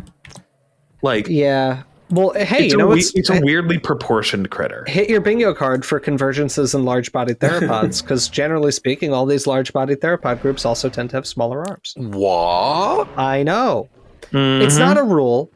I think that in science communication, we may sometimes need to draw the distinction between a trend and a rule, because a trend can have exceptions that do not invalidate the trend. Yeah. Like Dinochirus having long arms does not change the fact that large carcharodontosaurians and tyrannosaurs and abelosaurs, which are smaller but kind of show the same kind of trend, get smaller body sizes. Smaller arms. Or smaller arms, rather, relative to body size. Careful there. Yeah. It is a interesting design. I remember, I think back in our Malta DLC reaction, I mentioned that you could kind of make the shape if you really kind of exaggerate what's happening in Meraxes with that kind of dip in the sacral vertebrae. Yes. We don't have the dorsal series of Meraxes. Because that is an interesting thing that, like, if you wanted to be bold and kind of go in the direction that actually go exactly in the direction that they did with the original Jurassic Park, with the Dilophosaurus, of just like, hey, this is an animal that we brought back and turns out it has a weird neck thing that didn't fossilize. Like, watch our Dilophosaurus video. It would if it had one. Wait a second. And if they were going in a direction of just like, hey, wow, watching this thing run is so weird. Oh God, it really looks like a guy in a suit. Holy man, it gives me. Oh God, it gives me the Godzilla with Matthew Broderick, the '99 Godzilla. A bit, yeah. You know, speaking of retroarticular processes, if you want to see some wild ones, look at the frilled lizard. Look at Climatosaurus, because they're part of engaging that mechanism. Bonkers. Oh, maybe that's what Mosasaurus are doing. They have neck frills. It's in case they're swimming too fast, they can suddenly deploy the frills to slow down. It's like a drag race car. Just they deploy their head parachute. That's also why you find so many skulls preserved alone, Amelia, because the drag from that probably rips their head off and kills them immediately. So, I dislike this man. I do too, and I will not rank him yet, but I don't know. I think I said this in a prior video, but a lot of the Dominion designs feel like they come from a completely different like visual language than the other designs. And I wouldn't even say the feathered dinosaurs as a rule do, because while I don't love the design of the Pyroraptor in the movie, the Pyroraptor looks like a feathered Jurassic Park style raptor. Like if you put feathers on one of them, I think it would look kind of like that. The Atrociraptor is fine. The Allosaurus, I think, is a great example of a Jurassic Parkified Allosaurus design that I think works well. Yes. It's very good. This does not look like it comes from this. If this were in the original Jurassic Park movie, I would be surprised. Yeah, because like the level of difference in detail and like not even detail of like care paid to what the animal is supposed to be, I think is pretty shocking between two large theropods that are in the same franchise. The Allosaurus is done well enough that I can look at that Allosaurus and not just go, oh wow, that's a good Allosaurus, but go, that's Allosaurus Jim Madsen specifically. Yeah. Is like, wow, that's incredibly well done. And then me looking at this and just go, why did you do that? I think I know why they did this. Well, yeah, I know why they did it too, because they wanted to put Giganotosaurus in there because it's always the one that's being said is bigger than T-Rex, and they were worried that it would look too similar to T-Rex. I mean, that's exactly it. It's like, and that's the same issue with like that's in part why Dilophosaurus is as wonky as it is because they needed to make sure it was different enough from the Velociraptor. Yeah, it's honestly, I'm having. Like, my brain is going back to a point, Dalton, that you made in our video on the Cretaceous Predator DLC and talking about Tarbosaurus. That it's like, I recognize that, like, you have to visually differentiate these two theropods that are incredibly similar to each other. But here's an idea. Don't put this one in. But, like, I get that Giganotosaurus is a different enough critter. But, like, I mean, they didn't even give it a chin. This one hasn't been mewing. It doesn't have a good jaw. Did you see, Scott, are you the only person I sent this to? The guy who was hitting himself in the side of the jaw with a hammer to develop a more square jawline? You showed me that. And he sent me that. Has gigantic swollen calluses on both sides of his jaw and looks completely unnatural. Yeah, it looks terrible. It's pursuant to this, and I may have brought this up before. Have you seen the guy who's spraying his hands with dog medicine to make the skin harder so he can punch rocks? What? He's like every day he's applying. There's like some kind of medicine made for like the pads of dogs' feet to kind of like make them more resilient. I think so. Like if you've got a dog with really sensitive feet, you can apply this, and it'll like I think kind of help cornify the skin and like help the pads. And he makes it clear he's like, yeah, this is not for human use, but he really wants to have very strong like knuckles so that he can be the guy who punches rocks. And so every day he applies more of this medicine and then punches like wood and concrete and then some rocks so he can toughen up his knuckles. Dalton, have you seen that he's evolved on this a little bit? So he's graduated a bit from not just like so I can punch rocks and turn them into gravel. He can use his hands as sandpaper. Oh, I have seen this, yeah. He had a bit of wood. He had like a 2x4, and he's like, hey, check this out. And then just took it, and it was just the sawdust coming off. He was like, hey, look, the corner's rounded now. Hey, I think that's a bad thing to do to your hands. Viewers, don't do this. All right. Yeah. Well, does anybody else have anything to say about the Dominion design? No, not really. It's. I don't hate it. I don't like it. I don't hate it. I don't love it. Yeah, you're a Dominion defender. I am. I like it. It's a great thing. I don't know. It's a great puppet in the movie. Like, I do like the puppet. It is a very it's good. So puppet. good. And this model doesn't look bad to me. Like, yeah, it's got osteoderms, but I'm not a pedant, so I don't care. Like, that kind of thing doesn't bother me. I think like aesthetically, it just kind of works. Like, it's a little dumb, but the whole thing is dumb. And the other thing is because it's a Jurassic World thing, like, I think the other thing they were going for was trying to show that this part of Indominus? It was, yeah. Yeah, like, I think part of it is they're trying to make that connection, which like it achieves that. I think that's why the head is kind of goofy and pointy in ways that don't make sense. I don't know. I like it. It looks great. I like it in the movie, and I like it in the little prequel thing. You know, the soft tissue spikes don't bother me because as if we show the picture of the lizard, I already forgot the name of it. The fan-throated lizard, I think it's called. Reptiles can do some crazy stuff with their scales and keratin, so it's not outside the realm of possibility. I do wish that they had just done acro because I like acro better, but they would have messed it up to the point where it wasn't acro anyway, so I don't, you know. It is what it is, and what it is not bad in my opinion. Yeah. There's good and there's not good. And I will say I think this is not good. But I do kind of wish for such a monstrified design the movie had utilized it more as like a very scary thing. What I find kind of unusual on like just the script writing perspective is like this is of all the Jurassic World franchise dinosaurs or like antagonist dinosaurs kind of the one that's allowed to be the most naturalistic in its design. Yeah. Mm-hmm. Like it's not psychopathically hunting anybody. It's just kind of like around.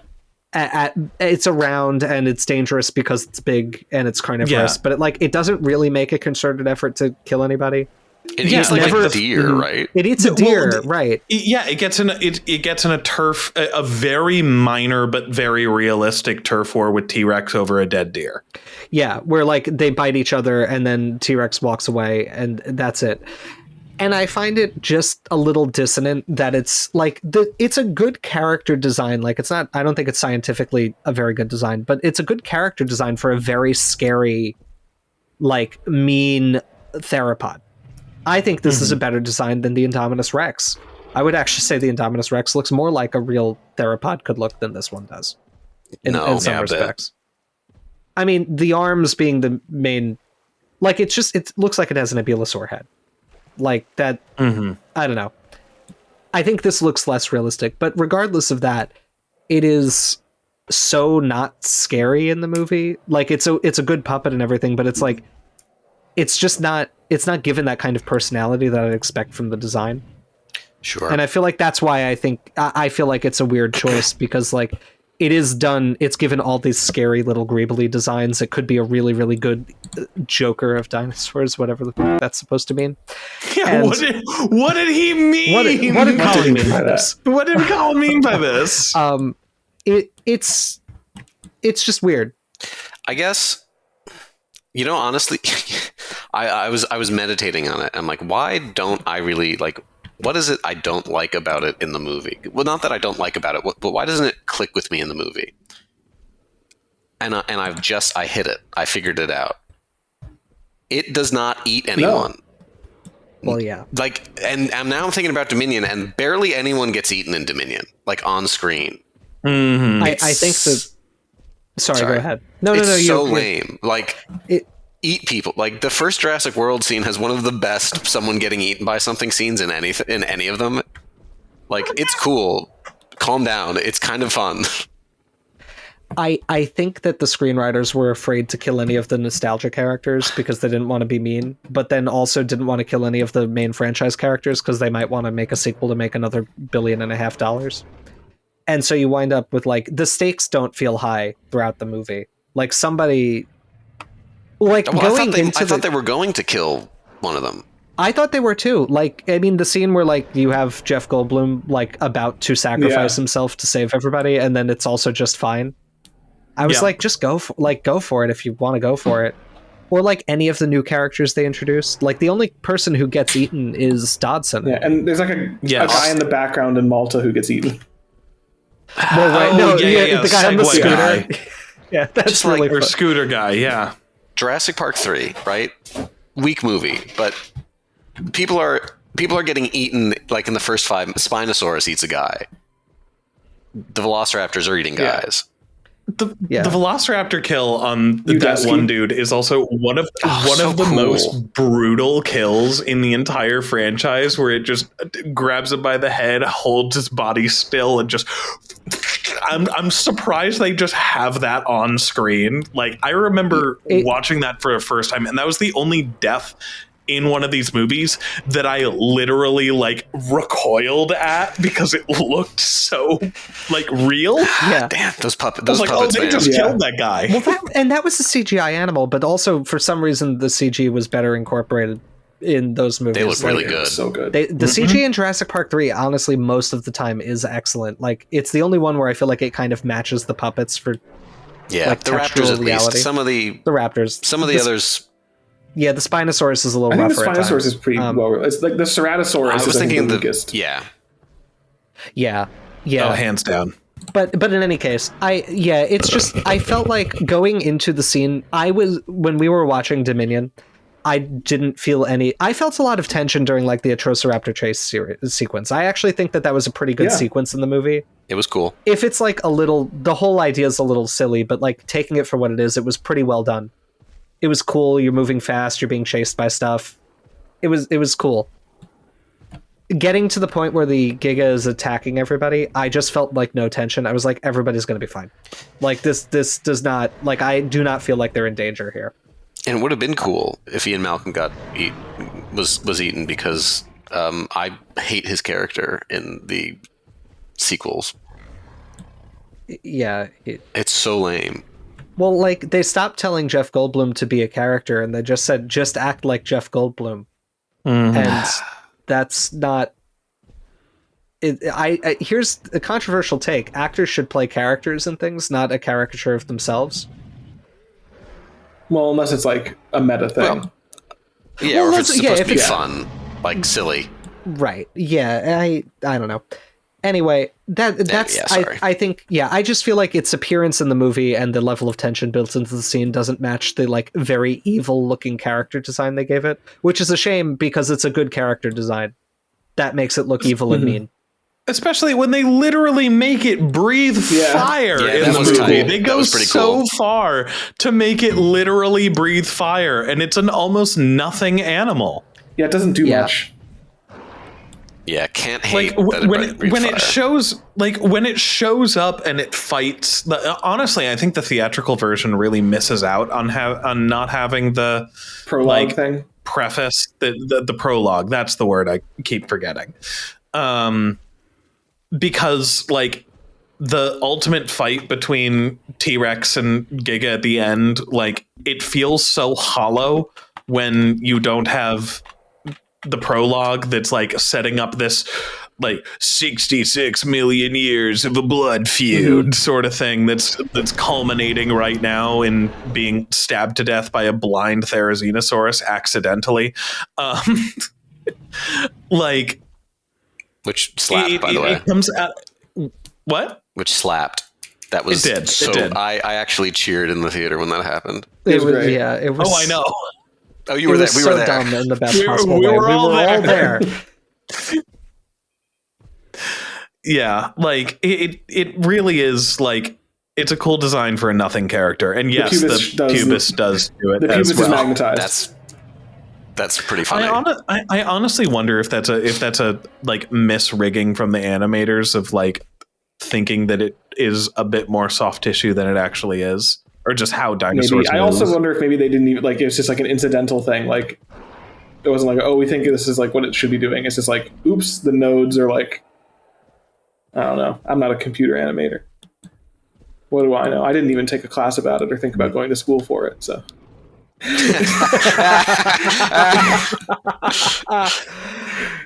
Should we rank this guy? This is my favorite, and so you all have to be subject to it. Is it? Okay.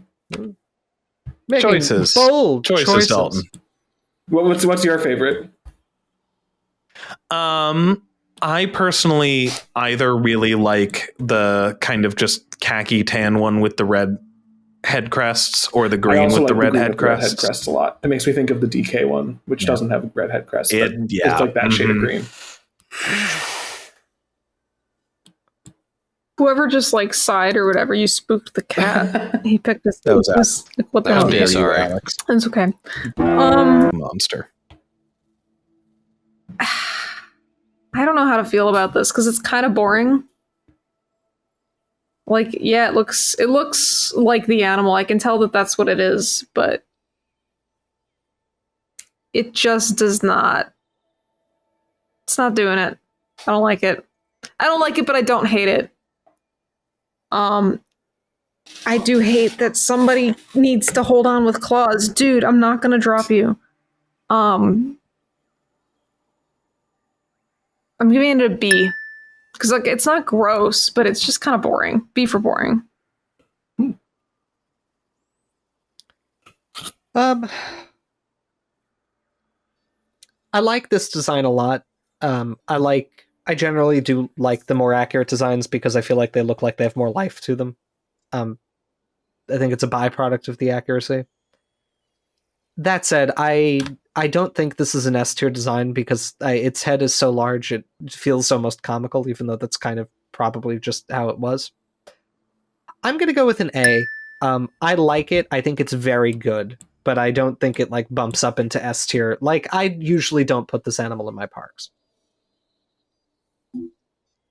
I'll also go with A, and I'll be very slightly damning with faint praise in saying that this is not just my favorite, but I think this is the best video game version of a Giganotosaurus.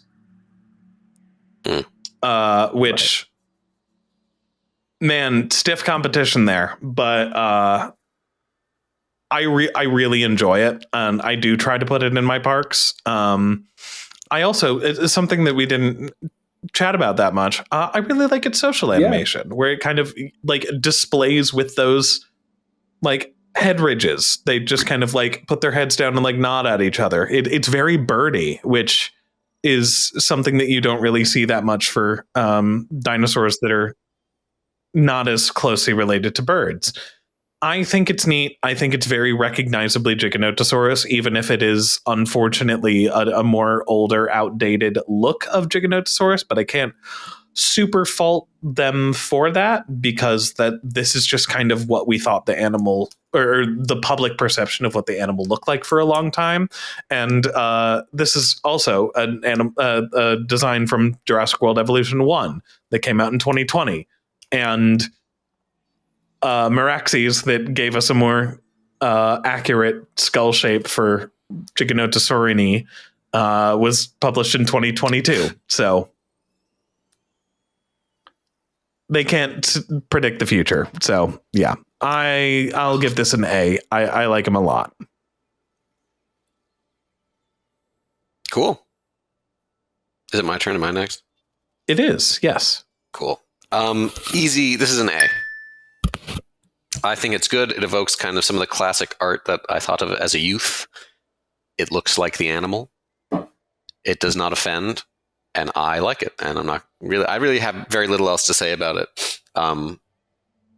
Besides that, it is also a solid A from me. There's something about it that doesn't quite crack the barrier into S. But I don't like. While I wouldn't have put the like little spikies down the back, I kind of like that it ties into their carcharodontosaurus a little bit, and I think these are better realized than they are in carcharodontosaurus. Like I think these look good. Yeah. They're just not really to my taste. I really like the colors on basically all of them. From like the muted stuff, there's this one, the green one, and kind of another one of the beige ones all invoke various popular reconstructions of the time. There's like the DK one that was on all of the Eyewitness dinosaur books. That's like bright green. You can kind of make that. You can kind of make the OG Dinotopia one in this with like some of the brighter purples and greens. And you can make James Gurney has a gorgeous Giganotosaurus painting. It's so and you can kind pretty. of make that as well. So I like that can all happen. I think it looks good. There's something on its eyes, and I think that it was worse in the first game. They made it a little better, but like its eyes just bother me. They're so small. Me out. There's just something about them. There's a menace to them. And like James, and I can't really explain why, I almost never put these in my park. I think maybe that's a strategic thing more than anything else, because with the space they require and the money they cost, like you can make better choices. in terms of popularity, but I also just am not really inclined to use it. I'm not a huge. I've always found Giganotosaurus neat, but I've never been like fascinated or like in love with it.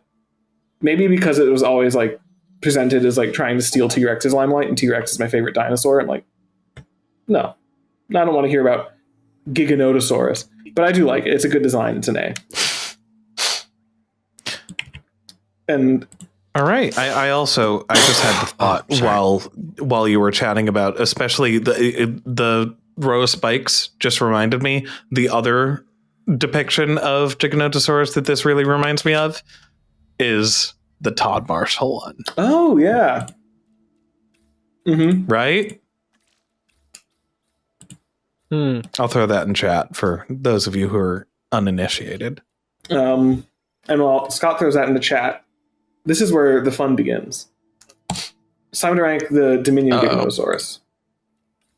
And we're not going to do the Dominion colors because the Frontier colors do help the design a lot. They're the worst. Kind of like that.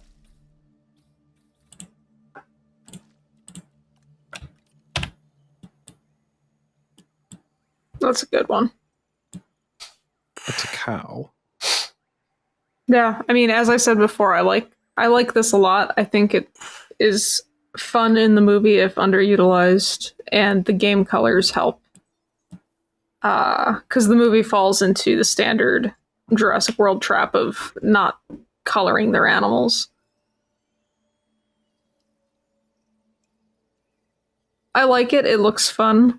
It looks different. It has a different shape.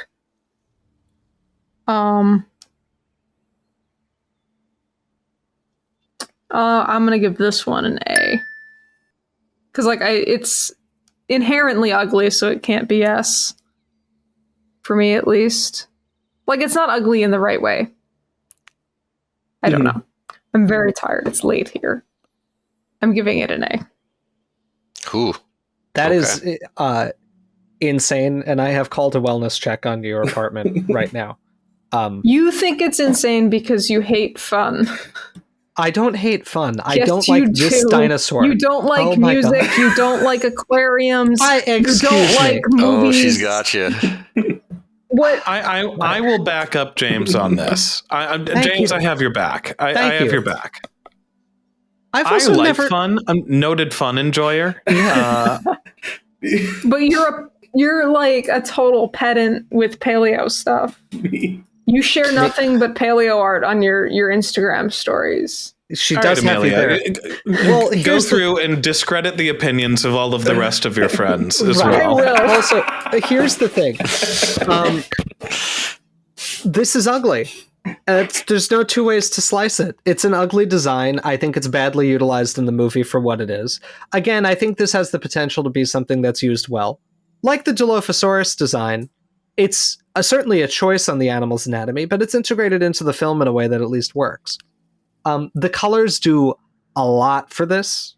I love the color designs that they've given it here, and I think that will save it from D tier for me. But I don't think it will push it as high as B. Because, like, it just, I don't know. I just don't like it. And also, not liking the Jurassic World movies as movies is not the same as not liking fun. Just to be very clear, I for didn't those of say you that. It was not that singular point. It's a pattern. I It's see. I always also, a pattern. to be clear, like music, even if I don't know very much about it.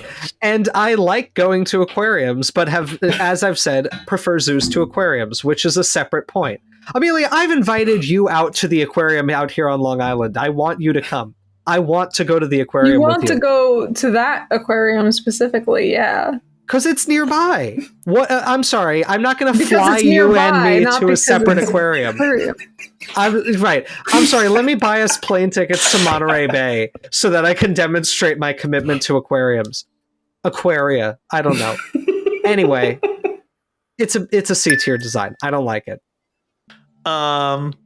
There are ways to do a fun movie dinosaur that isn't, to echo James's point, there are ways to do a fun movie dinosaur that is not super informed by the anatomy, that are fun and memorable and and will stand the test of time. I think that we're going to have dinosaurs spitting venom and having weird neck frills in video games and movies until the heat death of the universe.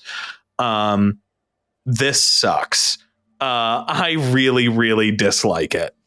I think, if anything, I think that this is the more boring design, and the only thing that really, like, I love the colors, and it really strikes me as just trying to throw lipstick on a pig.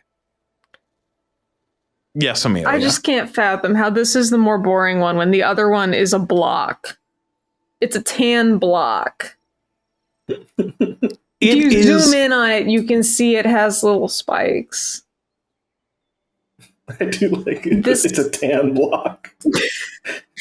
I mean, I will say, Amelia, we can unite again once more on the fact that this is definitely the less boring of the two designs. All right. Yeah. That's like, I don't care. If you think it's ugly, that's fine. That's like subjective, but boring? No. I think it's boring in the movie. Because it doesn't do anything. It's boring in the movie in that it doesn't do anything, but it's like it's Boba Fett. It's the Boba Fett of. So that means it's going to get a cool TV looks cool. Yeah. The Book of Giganotosaurus. Like Amantha. D tier. Moving on. Is it my turn? D tier even. Mm-hmm. I don't know. I don't really care. I'm so tired. Who cares about this? It's not. It's got personality. I'll give it that. I like that it looks like a mean monster. It's hard for me to divorce it from my disappointment and frustration with it in the film. But it doesn't deeply offend me. It's fine. It's like I said it earlier in the video, which was when I see it, like my brain is like, immediately, this is supposed to be a Giganotosaurus, even though it's not a great Giganotosaurus. I know that's what it's supposed to be, and I could picture in my head in a movie that was better in basically every way, this being cooler and eating more people and being more fun. So I think I will give it a high C. It gets a nice orange type drink. Yeah, Alex, I'm gonna cheers my orange type drink with you because I'm pretty much I share your exact sentiment basically that this is a high C design. Like I don't hate it, and I also understand completely where Scott, where you're coming from, where you're like it doesn't register as Giganotosaurus for whatever reason. For me, like immediately I'm like, oh yeah, it's Giganotosaurus. I don't know why, but that just does happen. And I don't hate the spikies, but I am so tired of osteoderms being superfluously added to designs in this franchise. That's fair. I'm very tired of it. But yeah, it doesn't wow and it doesn't like make me angry. It's just a C.